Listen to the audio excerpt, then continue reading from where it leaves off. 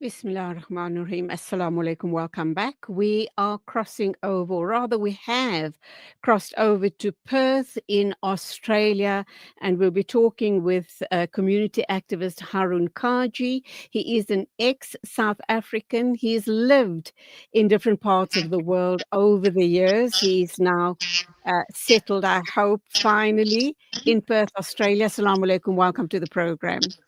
Walaikum salam, Julie, and thanks for having me. An absolute pleasure. Tell us, how long have you been in Perth, and what was the reason for you leaving South Africa those many years ago? I'm an accidental migrant. In 1994, February, I got a phone call from a British colleague of mine who had worked with me on Mosques, and he offered me a contract for 6 months in Malaysia. So I thought, why not? And 6 months has turned, I'm now working with a company for 31 years, Oh, all mashallah. across Asia and now in Australia. So that's why you never know where your taqdeer lies, right? Absolutely, It's just, absolutely. How long have you been in Australia itself? In Australia, I lived in Malaysia from 94 to 2004, and then we moved here. So it's about 21, 22 years now. Okay, so the reason we have you here this morning is we do understand that there is a large enough Muslim community in Australia. You're going to give us the demographics of all of that, because it's not only ex-South African Muslims, there's Muslims from the Middle East as well. We're going to look at all of those dynamics, the interaction of the Ummah there, because we have our own set of unique problems in South Africa regarding those challenges. Here we have the Memon Mosque, the Surti Mosque, this mosque, that mosque, and that, of course, creates a lot of splinters within the community. But and we're going to understand your politics as well. First and foremost, why should Muslim votes matter, and what would it seek to change in Australia, bearing in mind we need to understand the dynamics amongst the different Muslim groups in Australia itself? Okay, so I think what is important to understand, when the Gaza genocide started evolving, we had a lot of access to power through the ulama, the alims, the peak bodies, the Australian National Imams Council, the Australian Federation of Islamic Councils. We had access to power. We had a lot of photo opportunities, a lot of iftar dinners, a lot of meetings, a lot of engagement at state level, at federal level. What we realized when Gaza happened, right, and the genocide unfolded, is that we have access to power, but we have no influence. When it really mattered, our voices were not being heard. It's an interesting example. In a meeting between the Australian National Imams Council, which is a peak imams body, mostly believe, some believe that, the foreign minister, Penny Wong, said, in exasperation, we don't hear your voices. You now come to us at this stage, suggesting and inferring that the Jewish community is very active in lobbying and political advocacy, and we're not. So their policies are not shaped by our voices. So that is why it's important for us to get involved in political advocacy. And that is what's driving this whole initiative of Muslim Votes Matter and other NGOs getting involved and saying, hang on, we need to start making our voices heard for matters that affect Muslims. Sounds very much like you're talking about the South African political scenario and Muslim advocacy. Really, it sounds exactly the situation that we're in here in South Africa.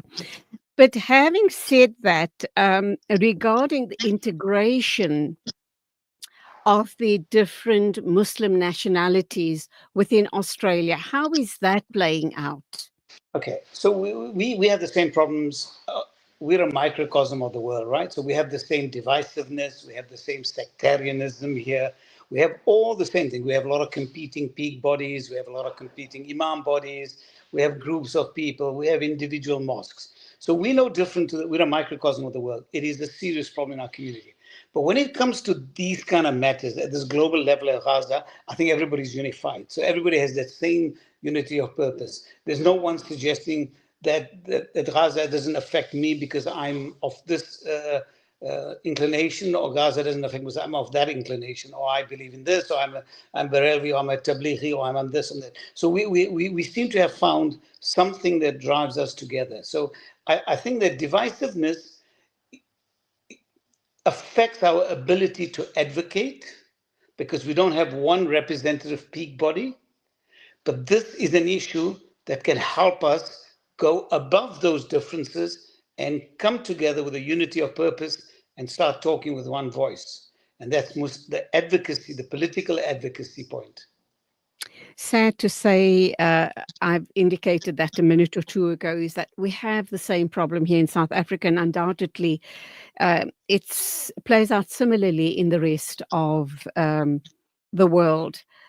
I read an interesting little article this morning, or interesting little post, and it's not the first time I've come across something like that, where it talks about the united front of the Jewish community, and just how focused they are on the right issues that make a difference in their community and in their lives.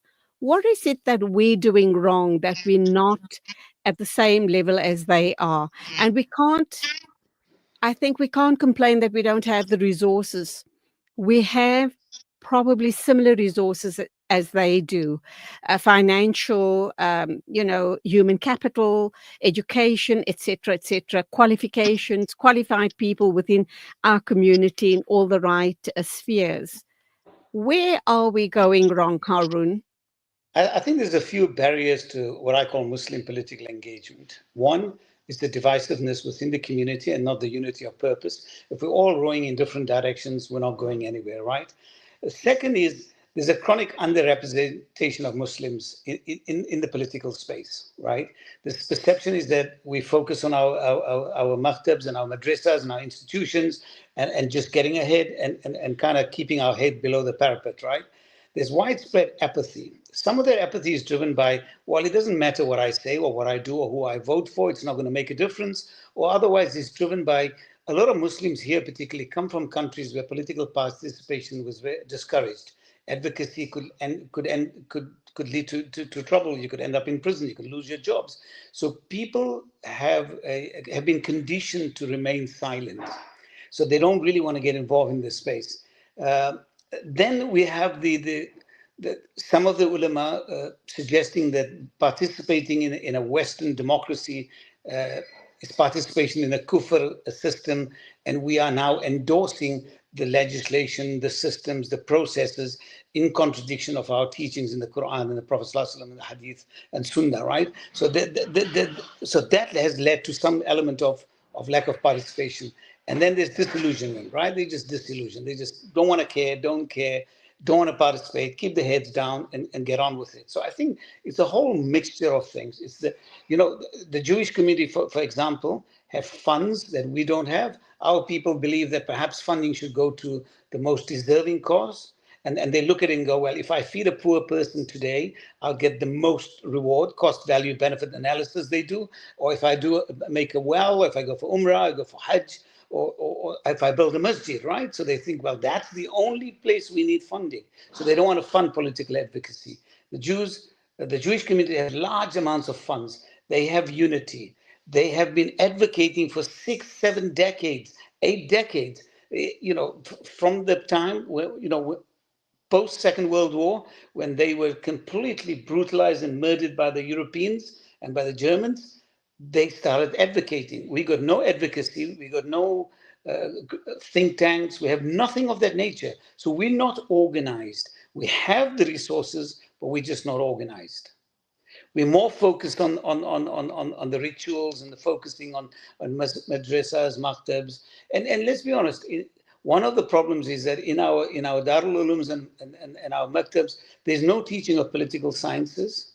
When the structured learning, I think, was started in the 10th century by the Nizams or Nizamuddins or whatever they were called, with Imam Ghazali and them. They started that in the 10th century. When structured learning became part of an institution in Muslim lands, they had secular education as well. They taught the sciences and astronomy and physics and other things along with Islamic ethics and morals and tenets. But we've somehow split those two up. We've separated the learning of Islam with secular education. And we've got some people in our community now even suggesting that it is haram to go and learn anything secular. We should only focus on how to, what not to do, what is acceptable, what is not permissible, and how to pray, and our rituals. So this is a combination. And then you've got since colonization, a containment of Islam that's discouraged us from thinking and learning and participating.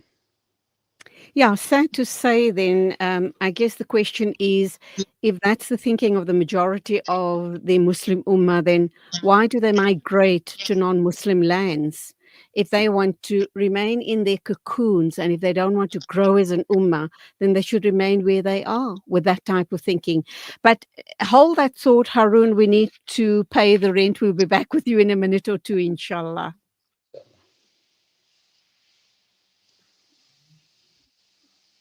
Kindness to those who have lost their homes and have been plunged into poverty. For those who are a meal away from starvation, a food parcel means an entire family can eat this Ramadan. That's the power of food. Donate now to Islamic Relief. You South African, of course, who are anxious about the future. We've got you covered. Building your wealth portfolio with Ranger Jewelers Gold Coin Exchange. Visit us at 151 Stephen Glenman Road, Musgrave, Durban, or call us on 031 202 4700 for more information. Ranger Jewelers Gold Coin Exchange, your passport to gold investment. When the perfect blend of stylish decor, exquisite Hawaiian cuisine, and warm hospitality come together, it could only mean a real treat. Listen to something fresh. It is the ideal heaven for families, businessmen, and listen to something rooms and other children's facilities, conveniently situated. Our brothers and sisters in Palestine are enduring unimaginable hardships. Ashraful Aid teams are on the ground, delivering crucial aid to those in need. But we can't do it alone. Palestine is suffering and they need your help. Your support can make a world of difference. Visit www.ashrafulaid.org today and donate to bring hope, relief, and healing to those who are in need. Yasin Badat Financial Advisory. Are your financial goals feeling out of reach? Yasin Badat Financial Advisory is here to turn your aspirations into achievements. Our dedicated team, armed with a history of success, is ready to guide you through the complex nature of financial and investment planning. Whether you're a seasoned investor or new to the game, our personalized solutions cater to your unique goals and risk appetite. Trust in our commitment to transparency, integrity, and excellence. Ready to unlock a world of financial freedom? Partner with us today. Call Yasin Badat Financial Advisory at +27 33 346 2071 or visit www.yasinbadat.com. Yasin Badat Financial Advisory, guiding you to financial success. Connect and stay ahead with Salam Media. This is Salam Media, coming to you live from South Africa. Welcome back. We are talking with Harun Kaji. He is a Perth-based community activist, and we are talking about the federal elections in Australia. And the reason why we're having this interview is that we do have a large number of ex-South African expats in South African expats in Australia, but there are lots of other Muslim expats from all around the world, particularly, of course, the Middle East. Harun, back to you. And do you want to respond to the comment I put to you just before the ad break? Yeah, I think, look, most of the Muslims in Australia chose to be here. Most of the Muslims that went to the United Kingdom chose to be there. Go to America, we choose to be there. We participate in the economic space, we participate in the social spaces, we live within them and amongst them, but we don't want to participate politically. The one opt-out is just politics. We don't want our voices to be heard. We don't want to influence. The Prophet ﷺ created a coalition for justice before revelation. They made a pact within Medina, and he was part of that pact about justice and treating people equally and fairly in Medina. Political participation is the prophetic tradition. When he got to Medina, the first, in Mecca, he did the coalition of the just. When he went to Medina, he created a treaty of Medina with all the other tribes. He sent an envoy to a just king in Abyssinia. He created a stamp because he realized that's the way leaders communicate. So active political participation is a prophetic tradition. We're not endorsing the kufr laws, we are influencing them, and we are representing our voices, and we want our voices to be heard. That's what we're doing. It's not a sin, it's not a crime. And remember, when justice has to be addressed, then that's an optimal obligation. That's an obligation on every Muslim. He has to speak out for justice. Islam is about justice. Let's talk about the Muslim demographics and vote concentration within Australia. So maybe I'll just explain the electoral system so you can understand how small numbers of people can influence a small group within a large constituent can have influence. So the Australian system has two houses: House of Representatives, which is your Westminster style, first past the post, 50+1, and you win the seat. So typical like the old British system, right? You get representative MPs. So there are 151 of those, and it's first past the post. And then they have a Senate. The Senate is based on proportionate representation. So the Senate allows smaller parties with less votes to be able to be represented. And the way it works is the House of Representatives legislate, the Senate then endorses. If the Senate doesn't endorse it, then it doesn't become legislation. So the government of the day is forced to negotiate with the smaller parties to be able to get their legislation through, and that way you're feeding the voices of the minorities into the system of legislation, because it's dominated by two parties: Labour, which is left, the Liberals, which are extremely conservative, Islamophobe, racist party on the right-hand side. So, and then you have the marginal parties. So you got the Greens on the extreme left, and then you have the racist Pauline Hanson parties, One Nation on the right, but they're all marginal. Now, when you take the electorates across Australia, Muslims only make up about 3.3% of the population. Okay, so we're a very small number, about 600,000 out of about 18 million voters. But what is interesting, because the parliament's very close, and sometimes a couple of seats shift and tilt parliaments left or right, except in this case, because of Trump, there was a big shift to the left, because like same as Canada. But typically, there's a very small shift. Now, there's about 8 to 10 seats where the Muslims are concentrated. Historically, they went to the Labour Party, which is on the left. So if we can influence those 10 seats, where we have up to 25% Muslim populations, then they're going to start listening to us because we can shift away from them. In Australia, one more thing I have to explain is a preferential system. So if there are 6 parties, you can't just tick the one you want to vote for. You have to vote 2, 3, 4, 5, and 6 in your order of preferences. And the party, if you vote for, loses, then your preference goes to the next party. So every vote matters, and voting is compulsory. So no vote is lost. No vote is lost, because every vote will eventually be reallocated based on your second preference, your third preference, and it'll keep going down. So this is where we're able to influence and bring other parties in, like the Greens, who speak out very strongly about Gaza, right? And use them to influence. And get the Labour Party to listen to us and say, hang on, we can move our preferences away from you if you don't listen to our voices. So that's where the ability with a small number has come into influence. Now, the impact was diluted in this election because there was a big shift, like Canada, to the left wing because of their fear of Trump-style politics in Australia. So there was a clear rejection of this. extreme right-wing policies, the Trump-style policies in Australia. That was a complete rejection of that.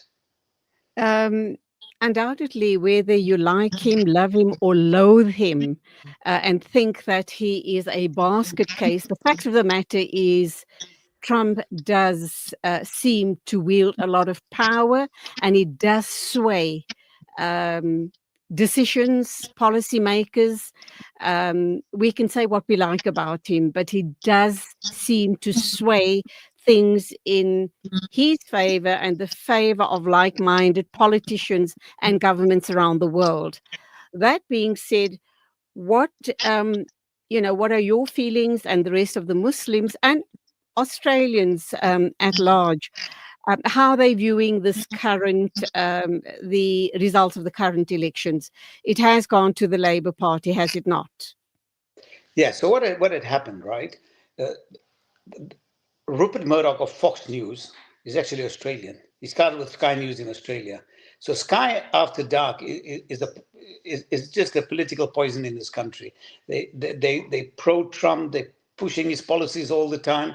The Liberal Party was very pro-Trump, and Dutton, who actually lost in the election, he lost his seat, the leader of the Liberal Party. He started promoting Trump-style policies. We're going to we're going to trim the public service. We're going to force people to come back to the offices, and a lot of things that working women in Australia would have been affected by.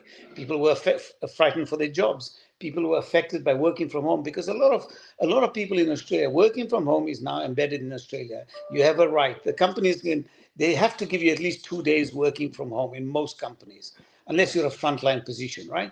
So when they saw what's happening in America, they suddenly became fearful. So the conservatives, like in Canada, saw a huge swing away from them, because people are fearful of the kind of policies that they might bring to Australia, and people want just better, competent managers in the political space. They want good, constructive policies, looking at the future, building a future. And the youth today, the experiences are different from the adults, right? So my grandfather's experience, from my experience to my children's experience in terms of diversity, is completely different. So like in America, there was a big shift amongst the youth towards pro-Palestine policies. It's the same in the political space here. It's they experience, so this old racist 1950s kind of thinking and populist policies that Trump is coming out with is not resonating with most Australian voters. So then, to wrap up, let's talk about, there were a few Muslims that ran against different party leaders. There was someone called Ahmed Ouf, Egyptian-born pharmacist. There was another Egyptian-born physician, Dr. Ziad Bassiouni, and a whole host more. Do you think that this is going to propel the youth to rethink their status and start taking politics seriously amongst the Muslims in Australia? It's very interesting. One of the Islamic schools, based on a speech given by a Muslim senator called Fatima Payment, who was part of the Labour Party and walked away and went independent because she was not happy with their position on Gaza, gave a speech at the Islamic school in Perth and encouraged them. And now they've introduced political science as a subject. Wow. Right, to try and sensitize the kids and get involved. We don't just need doctors and engineers. Traditionally, in a lot of Muslim communities, everybody wants their children to become a doctor or an engineer. That's perceived as something of value, and the rest was not. We need all kinds of people. So there is a shift. A pure Muslim candidate will never get elected. There is not a single constituency. If you go on, I'm a Muslim and I'm standing for Muslims. And an Islamic party will never, not in my lifetime, based on the current demographic, get into parliament. It's not going to happen, right? It's not going to happen. So we have to look at ways to influence the Labour Party, work with the Greens, use our preference votes, advocate, and get access to power, but also then start influencing outcomes. So Dr. Okay, Ziad, I mean, he was in a constituency, he was 25% Muslim, with a Labour leader that's been a Labour politician that's been in there for 25 years. So he you know, I think he got about 30% of the vote, and the Labour leader got, in a constituency with 25% Muslims. So you're not going to, if you stand alone on, as I'm a Muslim and I'm a Muslim candidate, and I represent, an Islamic party, it's not going to happen here. so to wrap up then, are you happy with the results of the elections? And moving forward, what is your important message to the Muslim community in Australia, particularly to our youth? Okay.